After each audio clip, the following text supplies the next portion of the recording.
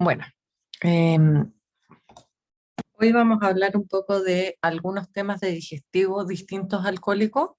Hay muchos temas que a uno le gustaría abordar, también hay muchos temas de digestivo que a uno le gustaría abordar del cólico, digamos. Pero vamos a hacer una pequeña pincelada para que tengan claro algunas de las patologías a las que se pueden ver enfrentados en su vida profesional y obviamente puedan ir abordando ya más enfermedades diversas a las que siempre estamos repitiendo. En primer lugar voy a hablar de la obstrucción esofágica, o como lo pueden encontrar en algunos libros de medicina, el choke o el choque, ¿ya? Em, la obstrucción esofágica es una urgencia que no tiene una gran frecuencia de presentación, sin embargo, les va a tocar a los que se dediquen un poco más a los caballos, les va a tocar. En primer lugar, vamos a repasar un poquito de la anatomía. Hay que considerar que el esófago tiene una porción cervical, una torácica y una abdominal. ¿Ya? La porción cervical del esófago es la porción más larga, tiene aproximadamente unos 70 centímetros, obviamente depende del tamaño del caballo. Luego viene la porción torácica, donde el esófago ya ingresa de frentón al tórax, y una pequeña porción abdominal que es justo antes de entrar al estómago. Em, Hay que considerar que la musculatura del esófago va cambiando de estriada a lisa, por lo tanto esto va a ser importante en cuanto a nuestra farmacología para poder tratar las obstrucciones esofágicas. Y además, otro dato anatómico importante de tener en consideración es que hay cambios de lumen en el esófago, ¿ya? Principalmente hay un cambio de lumen importante en el cambio de la porción cervical a la porción torácica. Y esto va a ser importante, ¿por qué? Porque estos cambios de lúmenes van a ser los que nos van a generar nuestra mayor frecuencia de presentación en esos lugares de las obstrucciones esofágicas. Bueno, aquí hay un corte anatómico, fíjense que está obviamente levantada la piel, y fíjense que el esófago pasa por aquí, ¿ya?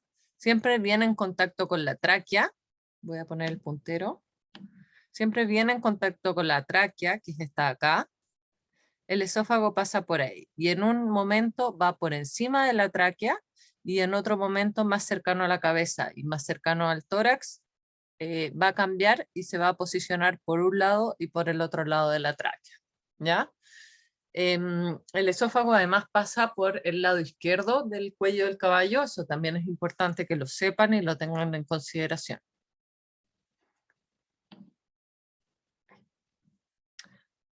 Bueno, como factores de riesgo tenemos varios y va a depender si es primaria o secundaria. ¿A qué me refiero con si es primaria o secundaria? La primaria es una obstrucción del esófago propiamente tal, ¿ya? O sea, el contenido que va pasando por el esófago se detiene y el esófago se obstruye. La secundaria se refiere a aquellas que son intra o extramurales, ¿ya? Donde el problema no es el contenido en sí, sino que hay una masa que hace que el lumen del esófago se vea comprometido. Y esta masa puede ser intraluminal o intramural o extramural. ¿A qué me refiero con esto? Por ejemplo, si el caballo tuviera un tumor que engrosara la pared del esófago, o que el caballo tuviera, por ejemplo, un tumor de tiroides que me va a estar presionando el esófago hacia un lado, ¿ya? Estas son obstrucciones secundarias, ¿ya? ¿Por qué? Porque no es el mismo contenido el que se va a detener ahí por problema del contenido, sino que es por esta masa que me está haciendo presión, ya sea propia del esófago o externa. Dentro de los factores de riesgo tenemos algunas razas que tienen mayor predisposición, dentro de los cuales están algunas razas como los frisones y también los finos sangre de carrera, ¿ya? El factor de riesgo, a mi parecer más importante, es el tipo de alimentación, ¿ya? Y dentro del tipo de alimentación, todos los cuidados que conlleva que el caballo pueda alimentarse con normalidad, o sea, la disposición del agua, el que se le realicen los dientes periódicamente. Caballos con alteraciones dentales van a tener un mayor riesgo de obstrucción esofágica. caballos alimentados con productos como el perlón de almendra, que es esta capa que envuelve a las almendras, a la gente del rodeo le gusta muchísimo porque los caballos se ponen muy brillantes ya que tienen un alto contenido de azúcares y aceite, se ponen muy bonitos, engordan, pero cuando el caballo no está acostumbrado o tiene un problema dental o tomó poca agua o no se lo chancaron, no se lo molieron bien, presentan gran probabilidad de realizar una obstrucción esofágica, así como algunos otros problemas, como por ejemplo, en el cólico, una impactación de estómago. ¿Ya? Lo mismo ocurre con los cubos de alfalfa. Si bien el cubo de alfalfa es una buena alternativa de alimento, también tiene un mayor riesgo de presentar obstrucción esofágica, sobre todo cuando se los da en seco. Ya hay caballos que son muy ansiosos para comer o que mastican muy mal, también por problemas de diente o de lengua o lo que sea, y el caballo se lo traga entero y en el fondo se atora. Esto en el esófago. Otros alimentos también pueden tener este riesgo, como por ejemplo que un caballo vaya a comer una papa, un poco más raro, o que se coma una manzana pequeña entera o una zanahoria, también presentan ciertos riesgos para la presentación de obstrucciones esofágicas. En mi experiencia, las más comunes son estas, las del pelón de almendra y las del cubo de alfalfa. ¿Cuáles son los signos clínicos? Los signos clínicos de la obstrucción esofágica son, primero que nada, ansiedad. Ya son caballos que van a estar muy ansiosos. Hay algunos que se comportan mejor, pero la mayoría se desespera mucho, se incomoda mucho con la obstrucción esofágica. Va a haber una descarga nasal y esta descarga nasal va acompañada de saliva y a veces de contenido de pasto o de perlón de almendra o de lo que sea que esté comiendo el caballo. Esta descarga es bilateral y es bastante abundante. Muchos de los caballos van a toser y van a hacer una tos bien escandalosa. Algunos también ponen posición ortopneica con el cuello extendido. Van a tener también tialismo, arcadas, puede haber distensión de la yugular izquierda por la misma presión del esófago y obviamente ya alteraciones sistémicas importantes como una deshidratación, va a haber hiponatremia, hipocloremia, hipopotasemia debido a la incapacidad del caballo de tragar la saliva también. Puede haber una baja de peso, esto obviamente estamos hablando en casos un poquito más severos y a largo plazo, que normalmente no llegan tanto a esto, exceptuando algunos casos que vamos a ver más adelante. En la zona del cuello, por el lado izquierdo, por donde pasa el esófago en el surco de la yugular, puede haber crépitos o celulitis, ¿ya? Y eventualmente signos clínicos asociados a neumonías o pleuritis que van a ser una consecuencia de nuestra obstrucción esofágica. Aquí vamos a ver un video. Fíjense en este caballo cómo está tratando de tragar todo el tiempo, la secreción bilateral verdosa que es pasto, cómo bota la saliva. Fíjense que tiene además la pierna manchada con saliva. Este es un pony, ahí. Gran cantidad, bilateral, pastosa, por ambos hollares. ¿Cómo vamos a realizar nuestro diagnóstico? Nuestro diagnóstico va a ser principalmente y fundamentalmente por los signos clínicos, ¿ya? En algunos casos como este, que es una fotografía que me mandó un colega, ustedes se van a fijar, cuesta un poquito más diferenciar si esta secreción tiene contenido alimentario o no, pero en muchos casos como el que vimos anteriormente es muy fácil de diferenciar. Además son caballos que van a tener una gran dificultad para tragar, por lo tanto ustedes van a ver saliva en el bebedero, saliva en el suelo. Cuando no tenemos contenido de pasto propiamente tal, igual van a haber signos clínicos asociados y todos los que comentamos anteriormente además, ¿ya? La sonda nasogástrica también puede ser un método diagnóstico. Ahora hay que tener cuidado con el sondaje, ya que no podemos realizarlo de manera demasiado fuerte y a veces ustedes van a tratar de pasar la sonda, va a chocar contra la obstrucción y ustedes van a pensar que el esófago está haciendo presión y van a hacer mucha presión y pueden romper el esófago, ¿ya? Por lo tanto, el sondaje nasogástrico no debería ser nuestro principal método diagnóstico, ¿ya? Deberían ser, en primer lugar, los signos clínicos y, en segundo lugar, la endoscopía, que sí va a ser diagnóstica y además nos va a servir para evaluar el daño del esófago. Posteriormente resolvamos la endoscopía, o sea, la obstrucción esofágica. También nos podemos ayudar con otras herramientas diagnósticas como la ecografía y la radiografía. Las vamos a ver a continuación. Aquí tenemos imágenes endoscópicas del esófago. Fíjense, aquí tenemos un esófago normal que se va a ver estrechado. Fíjense en este esófago que tiene una porción bien hiperémica, ulcerada y muy inflamada. Fíjense estos de acá. Una estenosis aquí del esófago con tejido fibrótico, hiperémico. Fíjense en este también, cómo cambia el lumen del esófago en distintas porciones por la misma inflamación y la misma fibrosis que se va generando. Y aquí tenemos una obstrucción propiamente tal, donde vemos el contenido en el esófago.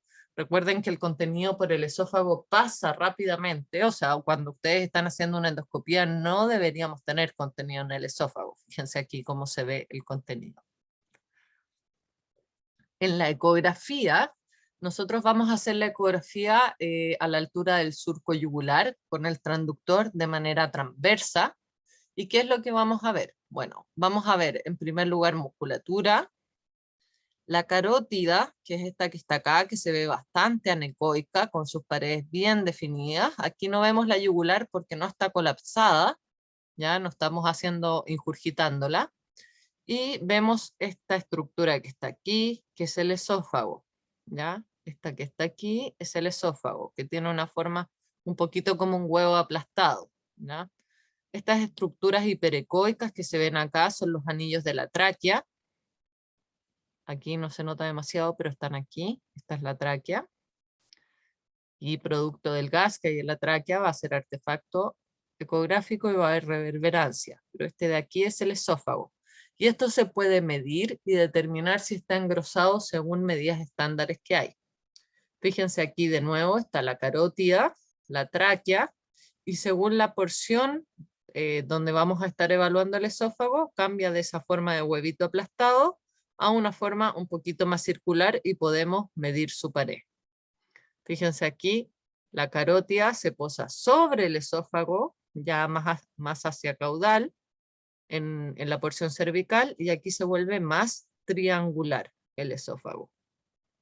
Y aquí está, como conversábamos, la tráquea, con sus anillos, su reverberancia, producto del gas que hay.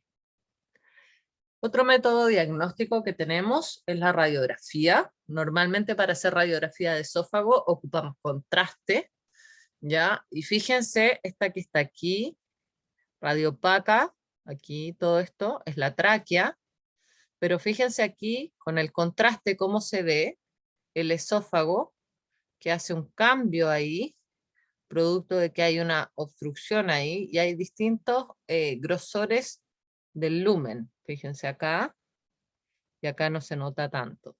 Pero la radiografía también va a ser un método diagnóstico muy útil, pero principalmente lo vamos a ocupar para evaluar cómo queda nuestro esófago posteriormente a la obstrucción esofágica. Ya no va a ser nuestro principal método diagnóstico durante la obstrucción esofágica. ¿Qué vamos a hacer con estas obstrucciones esofágicas? ¿Cómo las vamos a tratar? Las vamos a tratar principalmente tratando de resolver la obstrucción. Suena ridículo, pero así es. ¿Cómo vamos a hacer esto? En primer lugar, se utiliza sedación. La ansiedad que le produce la obstrucción esofágica al caballo dificulta aún más que éste pueda resolver su obstrucción. La sedación además nos va a permitir que el caballo baje la cabeza aún más, y esto va a hacer que el riesgo de aspiración, de neumonía por aspiración, sea menor, ¿ya? También podemos ocupar oxitocina.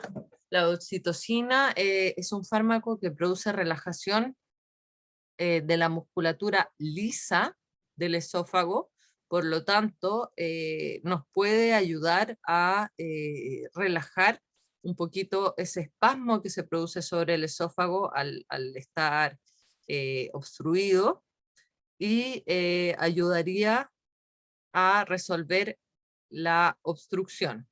Sin embargo, la oxitocina para el tratamiento de obstrucción esofágica se utiliza en bolos, que pueden ser tanto endovenosos como intramusculares, de más o menos de 0,15 a 0,20 unidades internacionales por kilo, ¿ya?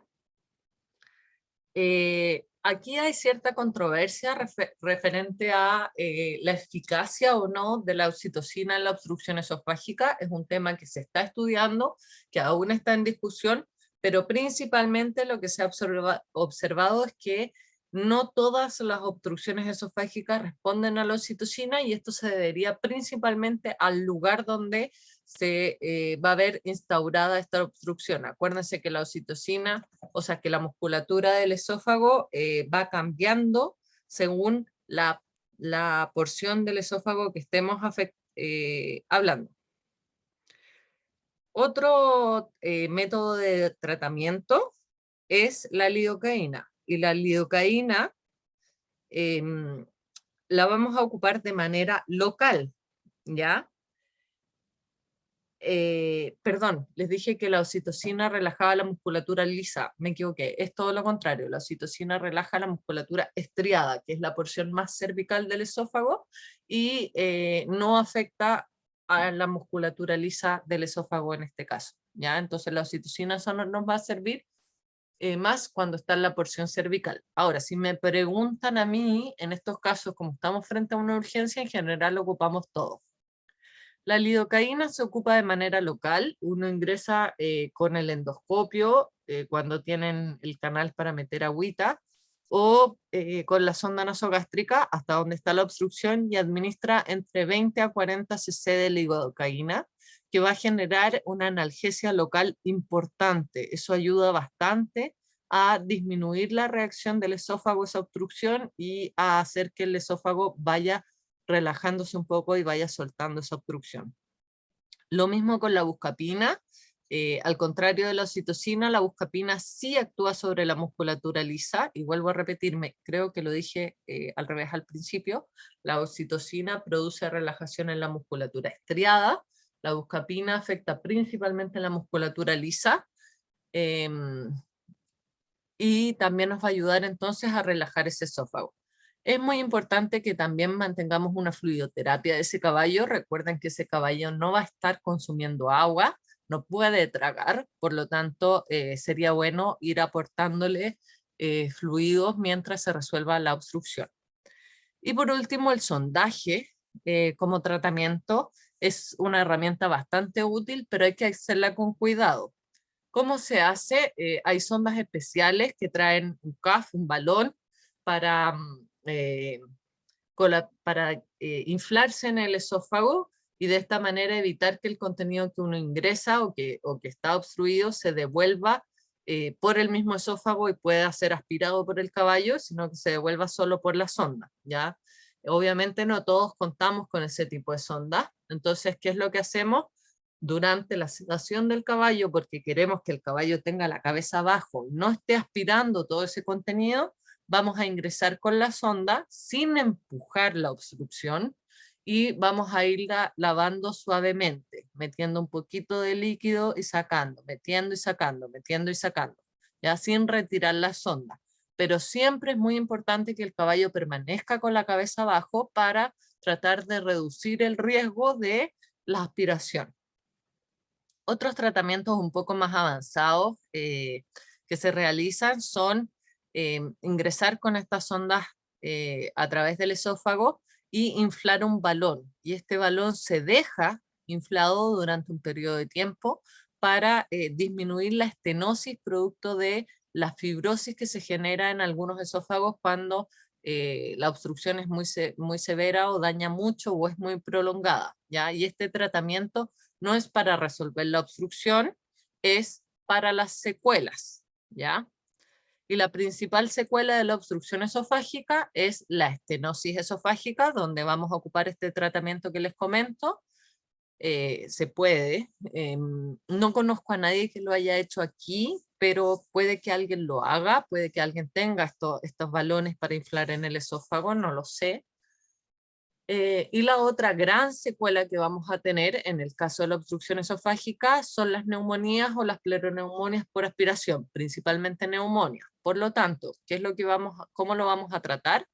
Vamos a tratar la inflamación, tanto del esófago como de ese pulmón que se va a ver irritado por el pasto o por la saliva y todo lo demás que el caballo puede aspirar.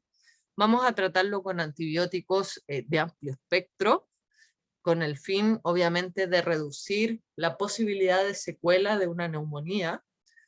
Se puede utilizar corticoides inicialmente, tanto para bajar la inflamación del esófago y evitar que haga una gran fibrosis, como para caballos que ya están con una neumonía, disminuir la signología, siempre en ese caso asociado a los antibióticos.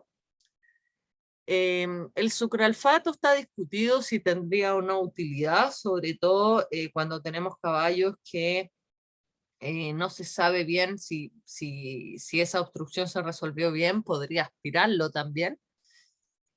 Y muy importante, se hace un ayuno posterior a la obstrucción esofágica, y ese ayuno debería ser de al menos 24 horas de pasto, y ojalá al menos unas 8 horas de agua. ¿Ya? Este ayuno permite que la reparación del esófago sea lo mejor posible sin generar tanta inflamación, porque obviamente al permitirle al caballo comer, vamos a estar irritando esa zona que, como vimos en la endoscopía, vuelvo para atrás, en general, posterior a las obstrucciones, quedan muy irritadas y muy ulceradas. Por lo tanto, yo quiero que esto repare lo más posible antes de que empiece a pasar pasto por ahí.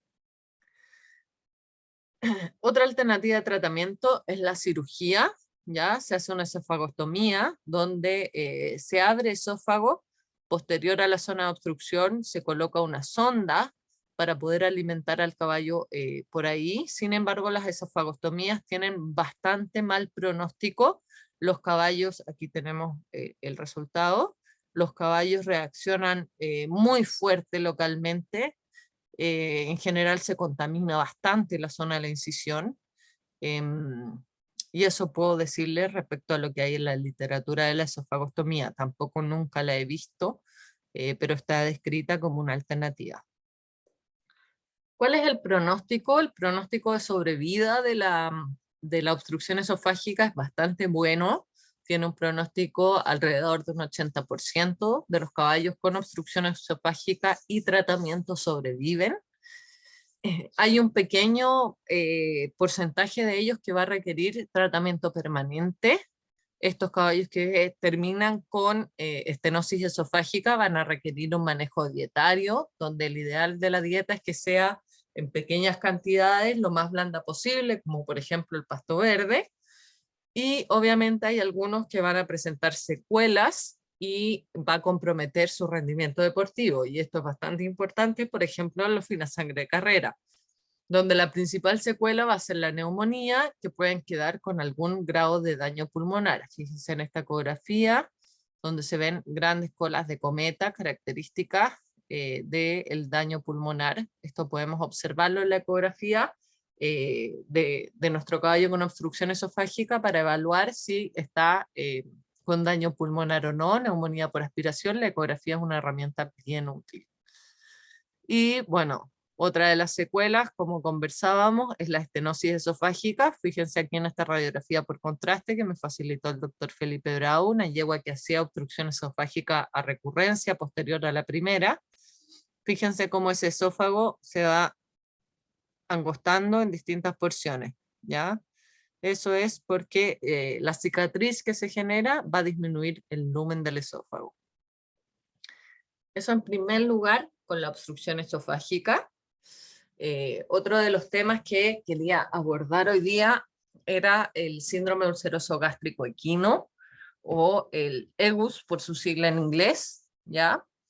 Este es un síndrome porque comprende principalmente dos enfermedades. Tiene una gran prevalencia, principalmente en los caballos fina sangre de carrera, donde esa prevalencia puede ir de un 70 a un 90%.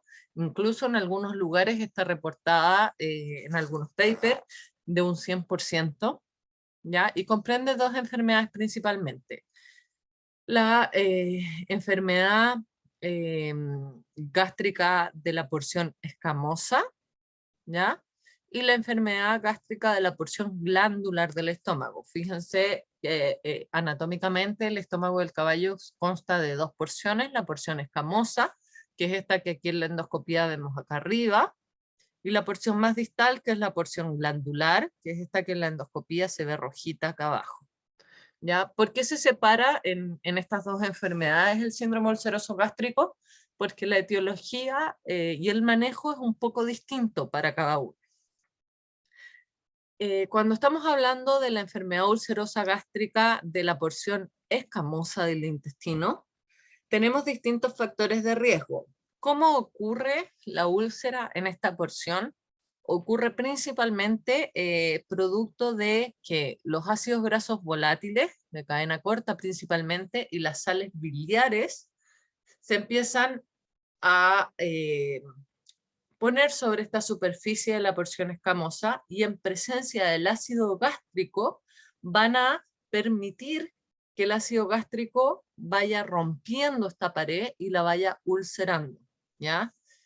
¿Cuándo vamos a tener gran presencia de ácidos grasos volátiles, sales biliares y ácido gástrico sobre la porción escamosa? Principalmente en dos situaciones: en los ayunos prolongados, nos van a predisponer a la presentación de esta enfermedad, y en animales en ejercicio intenso. ¿Por qué? Porque la contractura de la musculatura del caballo en el ejercicio hace que el ácido gástrico, que normalmente está más sobre la porción glandular, o sea, más distal, se suba por la contractura, se empuja en el fondo y se pone sobre la porción escamosa del estómago. Y esto permite que esos ácidos grasos volátiles, esas sales biliares, vayan dañando la mucosa y la vayan ulcerando, ¿ya? La presencia de Helicobacter pylori se ha estudiado bastante, sobre todo en otros animales, como en los perros y en el humano. Sin embargo, en el caballo no se ha asociado de gran manera la presentación de las úlceras gástricas con el Helicobacter pylori. Sin embargo, lo que sí se ha comprobado es que la presencia de Helicobacter pylori genera que estas úlceras sean más lentas de reparar y tengan mayor fibrosis, ¿ya? Alrededor. Entonces, si bien no son un principal agente causal el Helicobacter pylori, sí nos va a ir complicando esas úlceras gástricas. Por otro lado, tenemos la enfermedad de la porción glandular del estómago, y esta responde principalmente a los antiinflamatorios, tanto esteroidales como no esteroidales, como factor predisponente para la presentación de esta enfermedad. ¿Y cómo lo hace? Lo hace principalmente al inhibir las prostaglandinas. De primera manera, la prostaglandina E, que es una prostaglandina que tiene una función protectora del estómago, ya que ayuda al desarrollo del mucus y a la irrigación, a la vasculatura de este estómago. Entonces, estos antiinflamatorios no esteroidales que no son selectivos y los AINES van a bloquear la cadena inflamatoria, pero además van a ir bloqueando estas prostaglandinas que son benéficas, ¿ya? Entonces, al bloquearla, van a hacer que el mucus protector del estómago y esta irrigación del estómago se vean comprometidos, y de esta manera el ácido gástrico va a ir generando daño en la porción glandular, ¿ya? Entonces, fíjense que el ácido gástrico, la presencia del ácido gástrico es transversal a ambas presentaciones de la enfermedad. Sin embargo, los factores predisponentes son un poco distintos y la fisiopatología por la cual ocurre también es un poco distinta. ¿Cómo vamos a diagnosticar el síndrome ulceroso gástrico? Principalmente por signos clínicos que son bastante inespecíficos. Son caballos que tienen anorexia, disminución del apetito, dejan de comer concentrado. Muchos de estos caballos pueden presentar algún signo de cólico, o sea, de dolor posterior a la alimentación.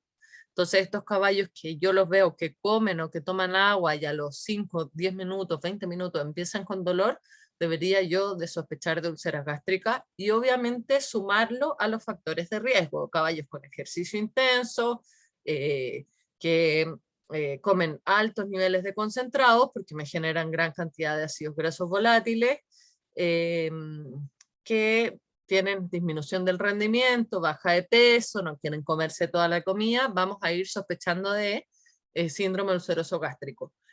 O caballos con tratamiento con antiinflamatorio. Y aquí es importante tener en claro que no solo el exceso en dosis o tratamientos prolongados con antiinflamatorios me van a generar úlceras gástricas, sino que también se ha demostrado que hay caballos que son más susceptibles al antiinflamatorio y a veces con tratamientos cortos y en dosis apropiadas igual presentan la enfermedad. ¿Ya? ¿Cuál es el diagnóstico definitivo, nuestro gold standard para diagnosticar el síndrome ulceroso gástrico? La gastroscopía, ¿ya? Esto es un poco más difícil, ¿por qué? Porque no todo el mundo cuenta con un gastroscopio, requiere que sea un endoscopio de más o menos 2,5 metros, 3 metros de largo. Requiere además que el caballo tenga un ayuno prolongado de al menos 18 a 24 horas sin comer para poder realizar una buena gastroscopía. ¿Ya? ¿Qué es lo que vamos a ver? Vamos a ver la superficie del estómago. Y esta se puede graduar según el nivel de daño de úlcera. Fíjense, aquí tenemos un estómago normal, con su porción escamosa arriba y su porción glandular abajo. En el grado 1 vamos a tener pequeñas lesiones, aquí estamos en la porción escamosa, unas pequeñas lesiones donde hay una hiperkeratosis de este estómago. Fíjense, ya en el grado 2 empezamos a tener más lesiones multifocales, pero en algunas zonas, aquí tenemos lesiones y aquí se ve tejido más sano.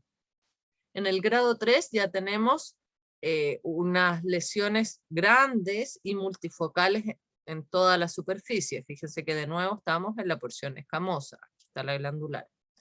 Y en el grado 4 ya tenemos gran laceración, úlceras del estómago en distintas porciones, y las úlceras ya son bastante profundas. Se puede ver claramente aquí, ¿cierto? Es bastante claro. También podemos evaluar las lesiones en el píloro. Recuerden que las úlceras pueden ser tanto del estómago, en el píloro o en duodeno. ¿Ya? En duodeno es más común que se afecte en el caso de los potrillos neonatos, pero igual si pueden evaluarlo, está bueno evaluarlo. Fíjense, este es un píloro normal. A medida que se va lesionando, se va aplanando y empiezan a aparecer zonas de hiperkeratosis hasta que ya tenemos finalmente una úlcera de frentón hemorrágica. Fíjense en este píloro ya bien aplanado y bien hemorrágico. ¿Ya? Lo mismo va para la porción glandular, también va a ir aumentando la severidad de las úlceras. ¿Cómo lo vamos a tratar? Nos vamos a enfocar principalmente en dos ramas. Por un lado, el manejo de la dieta y del ambiente, y por otro lado, el tratamiento farmacológico. ¿Ya? En el manejo de la dieta y del ambiente es sumamente importante. No siempre podemos manejarlo porque, por ejemplo, yo les comentaba, estos caballos principalmente donde se ha estudiado y donde más se ha diagnosticado es en los finos sangre de carrera. ¿Y por qué tienen tanta presentación? Porque tienen muchos factores de riesgo, ¿ya? Y esos factores de riesgo muchas veces no van a poder quitárselos, como por ejemplo el gran consumo de concentrado, el ejercicio intenso, ayunos prolongados, ¿ya? Pero dentro de lo que ustedes puedan manejar eso, obviamente tienen que ir esas recomendaciones, evitar que el caballo tenga ayunos prolongados, tratar de repartirle la comida lo máximo posible durante el día, que la dieta obviamente sea lo menor posible en concentrado, el ambiente, porque el estrés también predispone a la presentación de úlceras gástricas, entonces tratar de evitar que esos caballos estén estresados, que estén muy encerrados, y dentro de lo que se puede, los ejercicios muy intensos. Dentro del tratamiento farmacológico tenemos los antihistamínicos H2, que son principalmente la ranitidina y la famotidina, que no está aquí, ¿ya? La ranitidina, aquí están las dosis, a 6,6 miligramos kilo cada 6 a 8 horas de presentación oral. Esto se complica bastante, porque darle tratamiento cada 6 horas a los caballos no en todos los lugares se puede. Disminuye el pH a través de la inhibición de la H2, de los receptores H2, un antihistamínico. Lo mismo que hace la famotidina tiene un poco menos de acción que la ranitidina, sin embargo las asociaciones de ranitidina omeprazol o de famotidina omeprazol se ha visto que disminuyen los tiempos de reparación de las úlceras gástricas, ¿ya? El omeprazol es un inhibidor de la bomba de protones y la dosis es 4 miligramos kilo cada 24 horas en presentación oral. Esa es la dosis para tratamiento. Muchas veces también lo vamos a ocupar de manera preventiva en caballos que tienen factores de riesgo, como por ejemplo tratamientos con antiinflamatorios, y ahí la dosis es un poco menor, de 1 a 2 miligramos kilo cada 24 horas también en presentación oral. El omeprazol es bastante más eficaz que la ranitidina y la famotidina. Hay una presentación comercial para caballos, lo que hace que su uso sea más fácil. Los dueños en general saben darlo, no hay ningún problema con eso. La presentación comercial es el equigastrin, ¿ya? Ahora, como les digo, en úlceras severas la asociación de omeprazol con ranitidina o con famotidina funciona un poquito mejor, ¿ya? Hay otras alternativas como el esomeprazol o el pantoprazol, pero en general lo que más vamos a ocupar es el omeprazol. Hay algunos protectores de mucosa como el sucralfato o el hidróxido de aluminio magnesio, son bastante útiles. El problema, estos recubren el estómago y lo protegen del ácido gástrico. El problema con estos es que el ritmo horario es bastante seguido, también cada 8 o 6 horas, y además debemos separarlo de otra medicación oral, ¿ya? Porque van a inhibir la absorción de algunos de los medicamentos, por lo tanto es importante separarlo. Otra cosa es que el sucralfato es bastante caro comercialmente. Ahora, si es útil, sí es útil, ¿ya? Entonces tenemos el omeprazol, que va a ser un inhibidor de la bomba de protones, la ranitidina y la famotidina, que son antagonistas H2, y los protectores de mucosa como el sucralfato o el hidróxido de aluminio o el hidróxido de magnesio. Para tratar en el caso de las úlceras por antiinflamatorio, tenemos principalmente el misoprostol, que es un análogo de las prostaglandinas. Aquí está la dosis, se da en presentación oral. El problema es que el misoprostol es la misma droga que se utiliza para realizar abortos, por lo tanto su comercialización está muy restringida en Chile. ¿Ya? Este es muy efectivo en reparar las úlceras de la porción glandular y en prevenir las úlceras de la porción glandular, porque es un análogo de las prostaglandinas. Sin embargo, conseguirlo es bastante difícil. Por lo tanto, vamos a tratar farmacológicamente a los caballos con las otras drogas que hemos conversado para disminuir el pH del estómago y permitir a esas úlceras ir reparando lentamente, ¿ya? Cuando tenemos úlceras instauradas, los tratamientos tienen que ser de al menos 18, 21 días, ojalá 28 días al menos. Ya las úlceras reparan bastante lento, por lo tanto, de manera terapéutica, nuestro tratamiento no debería ser menor a 3 semanas, ¿ya? Eso con las úlceras gástricas. También quería hablarles de otra de las patologías del sistema digestivo, que es la enteritis proximal. La enteritis proximal, si bien presenta signos de cólico, y podemos haberla nombrado un poco en clase en el cólico, se considera una enfermedad inflamatoria del intestino y se comporta un poco distinto al cólico obstructivo, ya sea por una obstrucción por una intususcepción o por una impactación. La enteritis proximal se comporta un poco distinto porque es una enfermedad inflamatoria que tiene que ver con algunos otros agentes causales, ¿ya? La porción que se afecta del intestino es el duodeno y el yeyuno proximalmente. Por eso también recibe otros nombres como la duodenitis o la yeyunitis proximal, eh, entre otros, pero enteritis proximal es bastante apropiado, ¿ya? Aquí les puse algunas de las presentaciones, de la frecuencia de presentación de los cólicos, ¿ya? Acuérdense que esto nos va a provocar signología de cólico.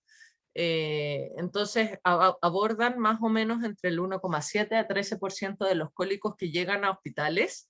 Esto obviamente está medido en otros países, yo creo que aquí en Chile las subdiagnosticamos un poco. ¿Y cuáles van a ser los signos clínicos de estos caballos? En primer lugar, depresión, ¿ya? Son caballos que se deprimen bastante. Pueden presentar signos de cólico y de cólicos bastante anteriores, o sea, dolor severo o que el caballo se siente con sus cuartos posteriores en el suelo para darle más espacio al estómago y ese intestino delgado distendido. Pueden no siempre hacen esa signología, sin embargo, pueden presentarla, pueden presentar signos de dolor bastante inespecíficos, como mirarse los flancos, escarbar, patearse la guata, entre otros. Muchas veces cursan con fiebre, bastante altas. Hay una ausencia o disminución de la motilidad intestinal. Este es un signo bastante transversal a la enteritis proximal.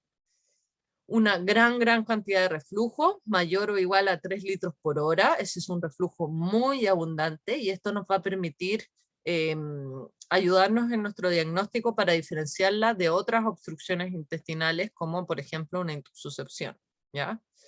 Y cursan con signos sistémicos como taquicardia, en muchos casos cuando ya están frente a una acidosis metabólica con taquipnea, y todos los signos que además conlleva la deshidratación, mucosas secas, aumento del tiempo de llena capilar, disminución de la ingurgitación de la yugular, entre otros.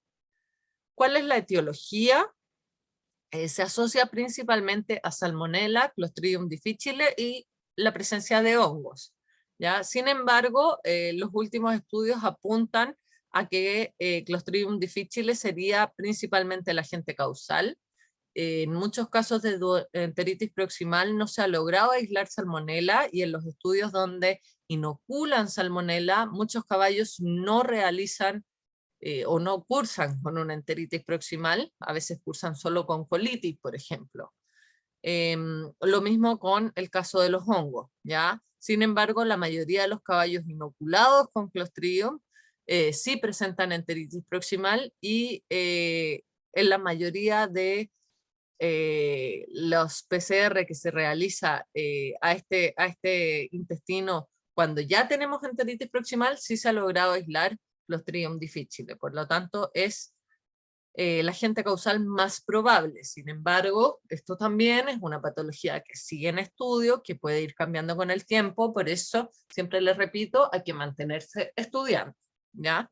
¿Y cómo se cree que es la fisiopatología de esta enfermedad? Primero, ingresarían las esporas de Clostridio que están presentes en el ambiente, y al verse, al entrar a la porción anterior del intestino delgado, en la presencia de los ácidos biliares, estas esporas se encontrarían en un ambiente propicio para transformarse en células vegetativas, y estas células vegetativas colonizarían la mucosa del duodeno y el yeyuno proximal, inflamando de manera importante la pared, ¿ya? Y eso nos va a llevar a los signos clínicos que vamos a ver. Dentro de la patología clínica, obviamente vamos a tener una hemoconcentración y una hiperproteinemia, principalmente por la deshidratación, que es muy importante en estos caballos. Estos caballos, además de no estar tomando agua, porque en el fondo esa agua la van perdiendo rápidamente a través del reflujo, puede haber una hiperbilirrubinemia y un aumento de las enzimas hepáticas, esto debido a que el intestino inflamado puede tanto presionar, inflamado y distendido, puede tanto presionar el hígado como también se cree que puede haber colonización de las bacterias por proximidad hacia el hígado. Hay una acidosis metabólica que ocurre principalmente por hiperlactatemia, es decir, el caballo al deshidratarse, esto lo hablamos un poco en cólico, al deshidratarse empieza a hacer una glicólisis anaeróbica en la célula y se empieza a acumular ácido láctico. Sin embargo, inicialmente hay una alcalosis inicial, pero que luego se transforma en una acidosis, ¿ya? Hay un aumento de proteínas en el líquido peritoneal y esto nos va a permitir diferenciarla un poco de otras patologías de cólico que nos producen reflujo, como por ejemplo una intususcepción del intestino delgado.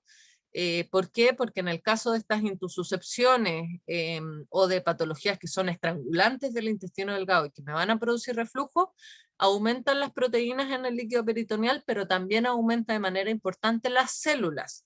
En el caso de la enteritis proximal, lo que principalmente aumenta son solo las proteínas. Entonces, vamos a ir sumando tanto nuestros signos clínicos, la cantidad de reflujo, el olor de este reflujo, que es bien característico, un olor muy fuerte, muy abundante, de un color más o menos naranjizo, bien amarillo. Vamos a ir sumando todo esto para hacer nuestro diagnóstico. Y también cursan con hipocalemia y hipocalcemia, principalmente porque se pierde a través del reflujo. Fíjense, aquí en el video no está medido en un balde, que es lo ideal para poder ir midiendo la cantidad, que en ese momento no contábamos con un balde, pero fíjense que el reflujo es bastante abundante, ¿ya? Estos caballos, los de las enteritis proximales, cuando nosotros realizamos el sondaje nasogástrico, se relajan bastante al descomprimir el estómago y la porción proximal del intestino. O sea, al eliminar el reflujo, se genera una relajación bastante importante y ese es otro signo clínico que va a ser clave para ayudarnos en nuestro diagnóstico. Ya en el caso, por ejemplo, de una intususcepción de intestino delgado, donde tenemos reflujo también, no siempre, pero podemos tener reflujo, un ejemplo, esos caballos al sondearlos no se van a relajar tanto como si se relajan los de las enteritis proximal, ¿ya? Otro método diagnóstico para ayudarnos, otro método complementario para ayudarnos con nuestro diagnóstico es la ecografía. ¿Y qué es lo que vamos a ver? Un estómago bien distendido, fíjense, está en la pared del estómago, en contacto con el vaso, aquí el vaso bien ecogénico, homogéneo. La pared del estómago se vuelve bien vertical cuando están con harto contenido. Y además podemos ver este artefacto ecográfico, que es una reverberancia, producto de la interfase que se produce entre el contenido estomacal y el gas, ¿ya? Esto es característico de gran cantidad de contenido en el estómago y presencia de contenido de distinta naturaleza, o sea, de gas y líquido principalmente. También podemos observar el intestino delgado, bien distendido, muchas veces con la pared inflamada, engrosada. Esa pared no debería medir más de 3 milímetros. A veces esa medición se falsea un poco por la gran distensión que hay. Me presiona la pared, pero fíjense esta imagen ecográfica característica de panal de abeja que se llaman, donde vemos gran distensión del intestino delgado con acúmulo de líquido en su interior. Además, en algunos casos podemos ver esto que está aquí, que es contenido decantado, o sea, el contenido, como este intestino no se está moviendo, que también podemos verlo en una ecografía, obviamente no en la foto, en vivo, ese intestino no se está moviendo, el contenido se empieza a posar, a conchar en el fondo y va a decantar. Ya eso es característico de un intestino que no se está moviendo. Fíjense en esto. Ya recuerden que las enteritis proximales cursaban con baja en la motilidad intestinal, ¿ya? Entonces, ¿cómo las vamos a diagnosticar? Principalmente sumando nuestros signos clínicos, la característica y cantidad del reflujo, los exámenes complementarios que podamos, como la ecografía. Vamos a poder siempre diferenciarlas de las patologías que nos generan reflujo en el cólico, como la intususcepción o una estrangulación del intestino delgado. No, ¿ya? No siempre vamos a poder diferenciarla. El ideal es tratar de acercarnos lo más posible a nuestro diagnóstico. ¿Por qué? Porque el tratamiento de la enteritis proximal es médico principalmente, ¿ya? No es quirúrgico. Por lo tanto, estos caballos no deberíamos mandarlos a pabellón. ¿Cuál es el tratamiento? Fluidos, conversamos de eso un poco en cólico, así que no voy a repetir cómo se calculan los fluidos, sumamente importantes, son caballos que comprometen su hidratación y su volemia de manera muy importante, por lo tanto deberíamos estar reponiendo durante todo el tiempo su fluido. Además no solo vamos a tener que reemplazar fluidos en deshidratación y en mantención, sino que además tienen una pérdida activa que es el reflujo, ¿ya?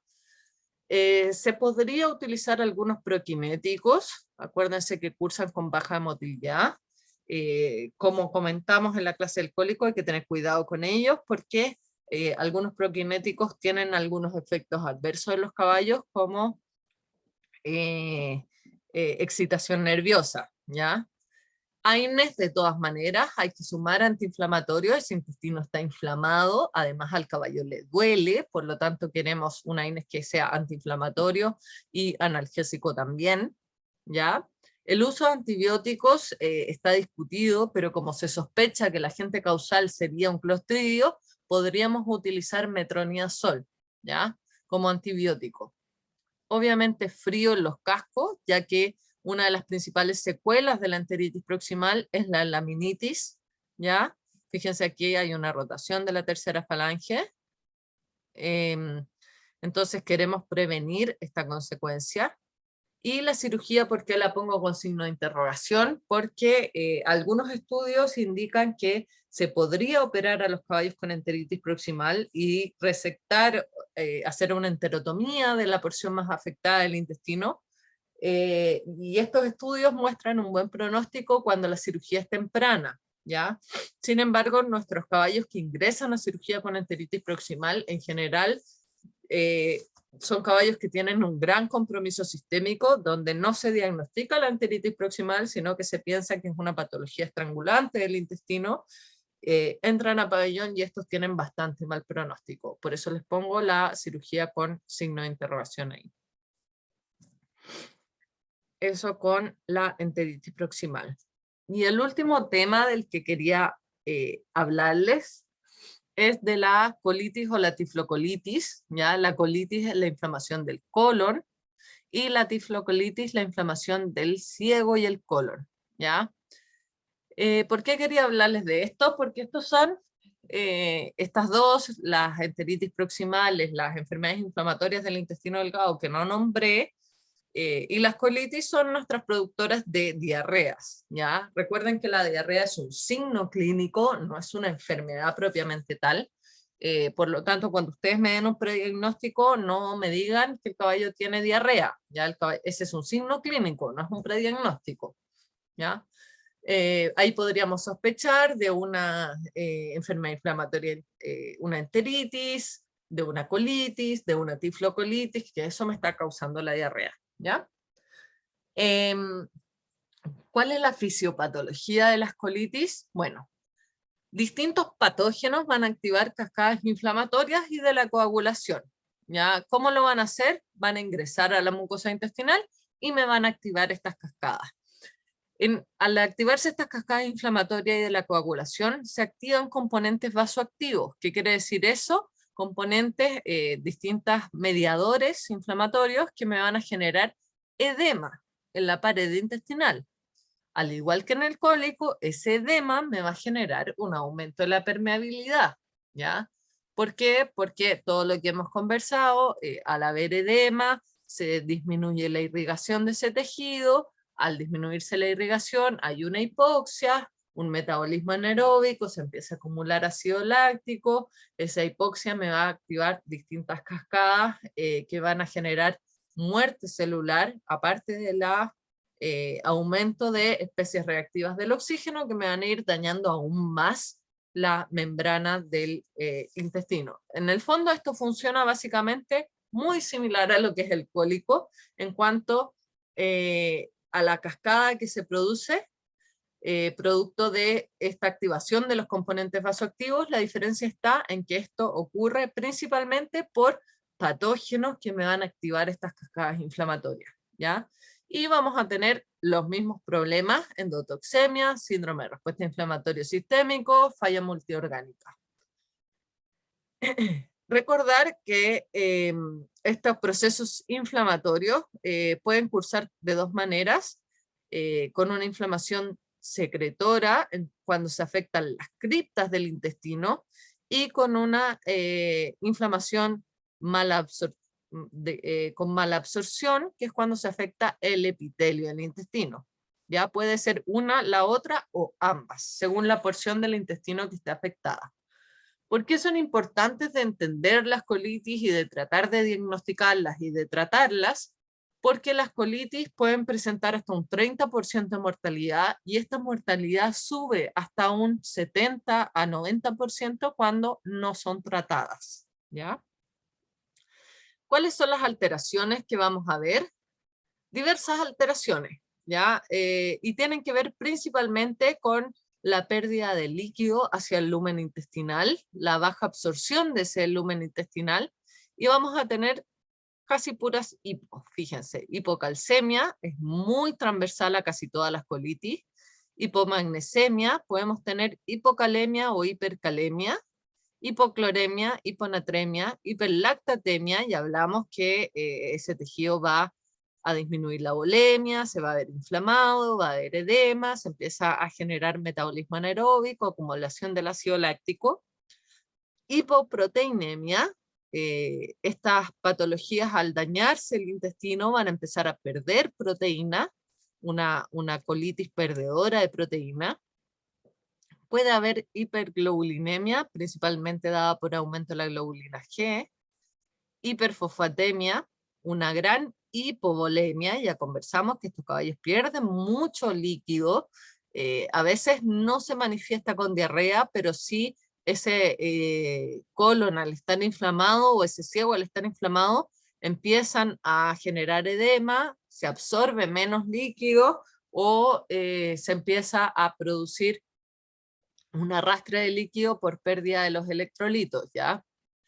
Por esta misma pérdida de los electrolitos vamos a tener una acidosis metabólica, y puede haber baja de pesos, puede haber leucocitosis o leucopenia, dependiendo del estado donde estamos, y finalmente algunos pueden llegar a la muerte. Ya, muy importante recordar anatomía. Recuerden que este es el ciego, que está por el lado derecho, y el colon mayor, que es el que principalmente se ve afectado, que cursa por los dos lados, con su porción dorsal y ventral, tanto izquierda como derecha, y obviamente el colon menor, que también vamos a poder observarlo algunas veces inflamado.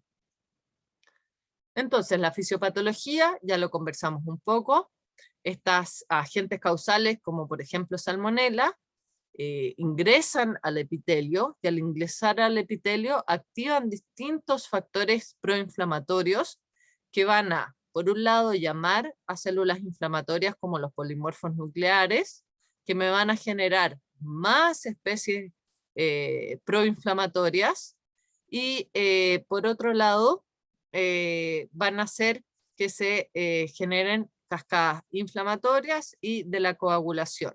Todo esto, la llegada de los neutrófilos, me va además a generar una alteración de la permeabilidad, por lo que ya hemos conversado varias veces. La inflamación me va a provocar edema, más llegada de neutrófilos, más producción de células proinflamatorias, y este edema va a disminuir la nutrición, digamos, de este tejido, va a haber isquemia, va a haber especies reactivas del oxígeno, va a haber muerte celular y se va alterando la permeabilidad celular. Lo mismo que hemos hablado ahí en el cólico.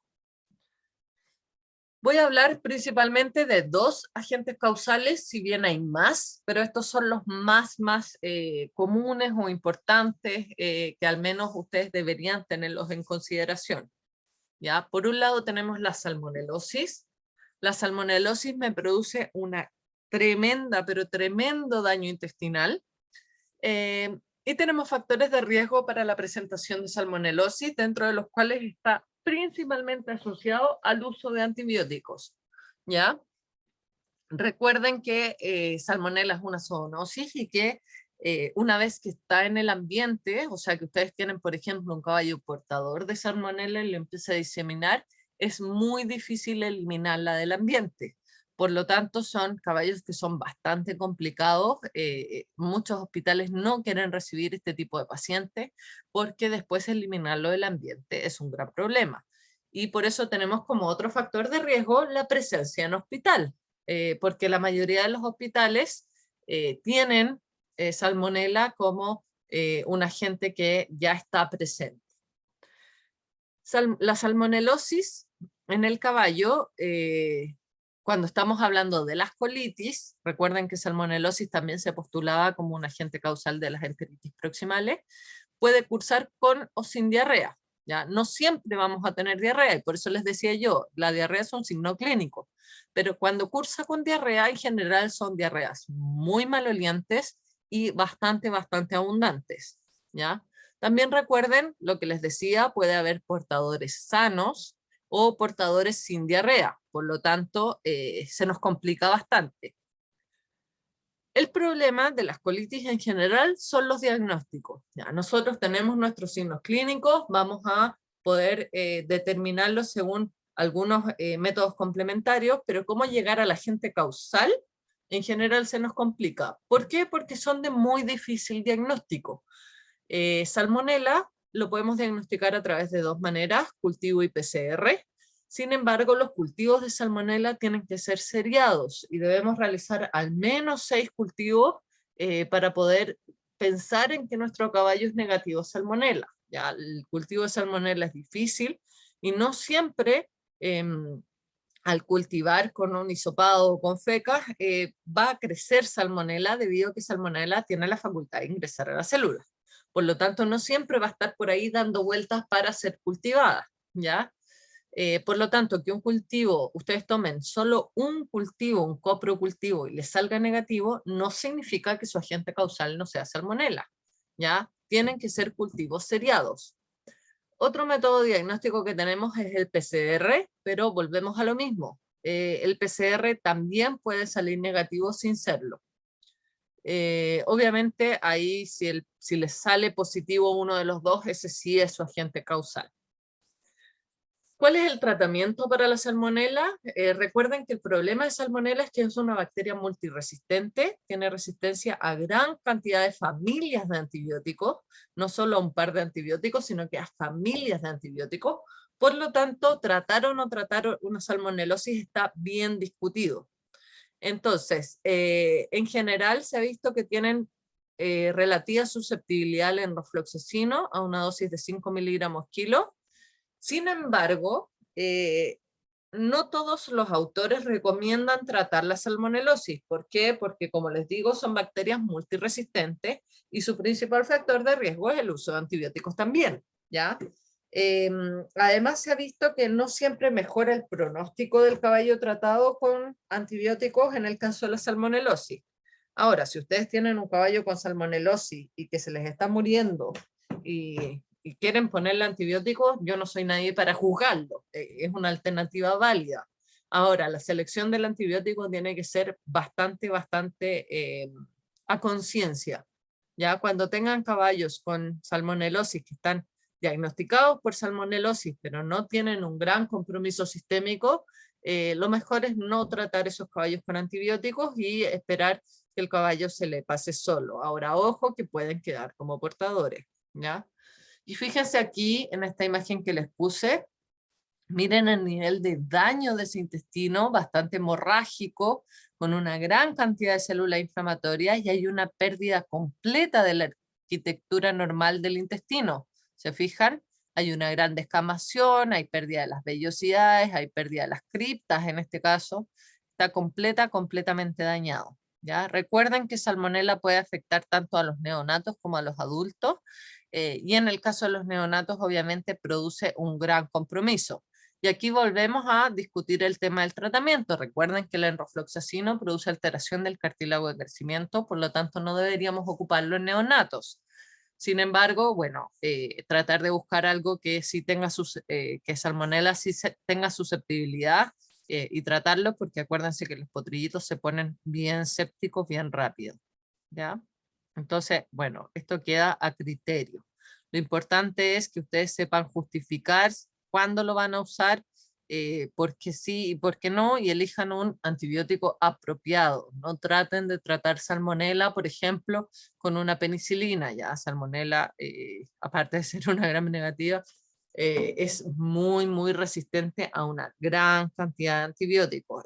Eso les tiene que quedar grabado, ¿ya? Y además recordar que va a quedar en el ambiente y que es una zoonosis. Por lo tanto, es importante el cuidado de ustedes también, que hagan todo con guantes, que tengan cuidado, que mantengan las medidas de higiene lo máximo posible, ¿ya? Otro de los agentes causales que quería hablarles es las clostridiales. Las enfermedades, las colitis clostridiales se deben principalmente a dos agentes causales, que hablamos de uno en la enteritis proximal de Clostridium difficile, y también Clostridium perfringens es otra de las agentes causales de enterocolitis clostridial. Cuando estamos hablando de Clostridium difficile, es la causa más común por antibióticos, más aún que Salmonella. Esas diarreas propulsas producidas por antibióticos es por una desregulación de la flora normal, donde Clostridium difficile se aprovecha y coloniza ese colon, ¿ya? Clostridium difficile no es parte de la flora normal, por lo tanto, en su diagnóstico, si ustedes lo detectan, es bastante posible que sí sea el agente causal de la enfermedad. Sin embargo, depende de la secreción de toxinas. Ya hay Clostridium difficile que tienen otras enterotoxinas eh, que no son enterotóxicas en el fondo, que no me generan signología. En cambio, la A y la B sí son las que me van a generar las enterocolitis, ¿ya? El problema es que los PCR comúnmente no miden la producción de la toxina, sino que la detección del clostridio propiamente tal, ¿ya? Obviamente, si tienen acceso a evaluar la presencia de las toxinas, mucho mejor. El tratamiento, principalmente, suspender el tratamiento antibiótico, que fue nuestro agente causal.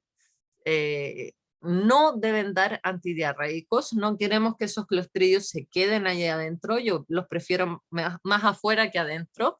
Obviamente la terapia de sostén para esa deshidratación producto de esa diarrea o de ese reflujo en el caso de la enteritis es muy importante, los fluidos como ya conversamos.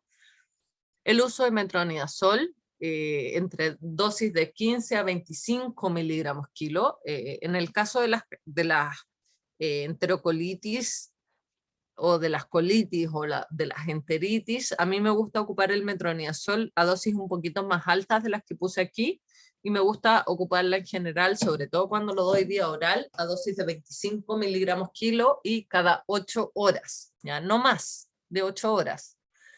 Y podemos sumar algunas otras alternativas de tratamiento como probióticos, Biosponge, que es un protector intestinal, que es un captador de toxinas, ya que me va a ayudar a disminuir ahí la captación de toxinas por el intestino, disminuyendo obviamente la reacción inflamatoria y el daño en el intestino. Así que este es bastante bueno. Hay algunas otras alternativas a este, como el Diasorb o la caolinpectina, etc. Pero sí me importa que no den antidiarreicos en el caso de Clostridio. Yo no quiero que me disminuyan la motilidad y me generen una greda ahí adentro que se vaya acumulando y se absorba cada vez más estos Clostridios, ¿ya? Los prefiero fuera. La diarrea yo siempre la prefiero afuera que adentro. Acuérdense que la diarrea es un signo clínico. Yo quiero tratar la causa, no el signo clínico. Y en el caso de las enterocolitis producidas por Clostridium perfringens, también tienen toxinas que son enterotóxicas, que es la tipo A y la tipo C principalmente, y el diagnóstico también debería ser el PCR con la detección de la toxina, ¿ya? Cosa que también se nos complica aquí en Chile. Estamos trabajando para traer estos métodos diagnósticos, ¿ya? En otros países hay unos kits que también miden mediante ELISA la presencia de estos agentes causales y de otros que nos generan colitis, como por ejemplo rotavirus, leusonia, neorriquetzia, y vienen en un mismo kit todos esos agentes causales. En Chile no los tenemos, así que sería bastante bueno que empezáramos a tratar de diagnosticar estas colitis para poder tratarlas de mejor manera. Ya fíjense que el tratamiento es distinto, en unos damos metronidazol, en otros enrofloxacino, en otros no damos nada. En el caso de la ausonia, por ejemplo, vamos a ocupar oxitetraciclina. Los tratamientos son distintos, por lo tanto no deberíamos tratar, entre comillas, las diarreas de la misma manera. Ya sería bueno tratar de tener estos métodos diagnósticos. Y el tratamiento en el caso de Perfringens es fluidos, sumamente importante. Este produce un gran compromiso de la volemia, tremendo, así que también podemos, en el caso de que los fluidos no me repongan la volemia, utilizar vasopresores como la dobutamina, antibióticos de amplio espectro como penicilina, aminoglicosio, sumados a un metronidazol. En este caso ocupamos amplio espectro porque el daño hace que otros agentes causales también nos empiecen a colonizar. Ocasionalmente se hace un ayuno inicial, sobre todo en el caso de los neonatos, porque produce un gran daño del intestino y queremos evitar seguir dañando ese intestino con el contenido, y se hace un ayuno de 12 a 24 horas. En el caso de los neonatos también los vamos a sumar lactasa, ya que el daño de la superficie intestinal es donde se produce la lactasa, que es la enzima que nos va a permitir digerir la lactosa de la leche, y como se daña tanto el intestino y no se produce lactasa, en el caso de los potrillitos que toman leche, la lactosa no se va a digerir, no se va a absorber, y la lactosa me genera una diarrea osmótica, porque es muy osmótica y me va a arrastrar agua hacia el intestino. Por lo tanto, aparte de ese pequeño ayuno inicial, vamos a sumar lactasa, que se da vía oral, ¿ya? Que es la misma de uso humano. En el caso del ayuno, si van a hacer ayuno en un potrillo, obviamente traten de suplementar un poquitito la glucosa y los fluidos, como comentamos, vía parenteral. También podemos ayudarnos de plasma. El plasma es un coloide, es un fluido en el fondo, pero de tipo coloide, pero además aporta inmunoglobulinas, factores de la coagulación, y fibrina, que se pierden bastante en estos caballos o potrillos con enterocolitis por Clostridium perfringens. También podemos ocupar sucralfato, que lo hemos nombrado varias veces, es un protector gastrointestinal, es bastante bueno. En el caso de los potrillos es más pagable, porque como les comentaba es caro, pero recuerden que si van a dar remedios orales como el metronidazol, si es que no lo van a dar endovenoso y lo van a dar oral, deben separarlo de al menos 2 horas antes y 2 horas después del sucralfato, porque disminuye su absorción. Antiinflamatorios no esteroidales, y en este caso en general ocupamos flunixin de meglumino, también pueden ocupar otro como el firocoxib, y en casos con dolor muy severo ya podemos ocupar otras alternativas como analgésico, como por ejemplo el butorfanol. ¿Cómo las vamos a diagnosticar las colitis? Tanto sea por salmonelosis, las enterocolitis clostridiales, las enterocolitis por Lawsonia, por neorriquetzia, por Cryptosporidium, que es un parásito, o por sablosis, que es el consumo de arena. Sea cual sea la causa de la enterocolitis, me va a generar una inflamación del colon. ¿Y cómo voy a poder diagnosticar esa inflamación del colon? A través de la ecografía principalmente, donde vamos a tener la pared del colon, que es esto que está aquí, edematizada y engrosada, ¿ya? El grosor normal de la pared del colon es hasta 4 milímetros, Fíjense que no se mide esta parte blanca, que es producto del gas, de la reverberancia, se mide esto de acá, que es la pared. Normalmente cuando se dematiza adquiere esta apariencia de olitas que ven aquí, ¿ya? Este es un colon ligeramente inflamado, hay algunos que es bastante, bastante severo. Y nuestro principal método diagnóstico entonces va a ser la ecografía. Y depende de la porción que esté afectada, si lo vamos a llamar una enteritis en el caso del intestino delgado, una colitis en el caso del colon y una tiflocolitis en el caso que esté el ciego y el colon inflamado. Lo mismo midiendo la pared. Obviamente nos va a ayudar la química sanguínea. Como les comentaba, son caballos que pierden gran cantidad de proteína, entonces cursan con hipoalbuminemia. Las proteínas totales no siempre se ven disminuidas. ¿Por qué? Porque ese caballo está en general bien deshidratado y además puede tener hiperglobulinemia. Restituyendo la hidratación, lo más probable es que esta cifra baje y esta también aún más, ¿ya? También tienen otras alteraciones, principalmente tenemos que fijarnos en el NUS y la creatinina, producto de que esas hipovolemias pueden terminar dañando el riñón de manera secundaria. Podemos tener un aumento de las enzimas hepáticas. En este caso tenemos un aumento de la enzima hepática porque esta yegua cursaba además con una enterocolitis, lo que le comentaba al principio de que la cercanía también nos afecta un poco el hígado. Y podemos tener una gran cantidad de signos sistémicos, yendo desde la depresión, deshidratación, decaimiento, anorexia, hasta signos tan severos como por ejemplo nistagmo, convulsiones y la muerte, ¿ya? Y esto ocurre principalmente por la pérdida de electrolitos y de líquidos, ¿ya? Por lo tanto, el manejo sistémico de estas enfermedades es muy, muy importante. Bueno, esto es lo que quería repasar hoy día. Son varias enfermedades. Traten de ver esta clase con calma. Vayan parándola entre una enfermedad y otra para que puedan, si es que la ven de nuevo, para que puedan ir procesando toda la información. Pero en el fondo saber que hay más de una enfermedad en el sistema digestivo del caballo. Hay algunas que no abordamos tampoco, pero entregarles un poquito más de información. Aquí está mi correo, en caso que tengan dudas respecto a la clase o algo que se haya comentado o alguna otra cosa, pueden escribirme al correo, no hay ningún problema. Muchas gracias.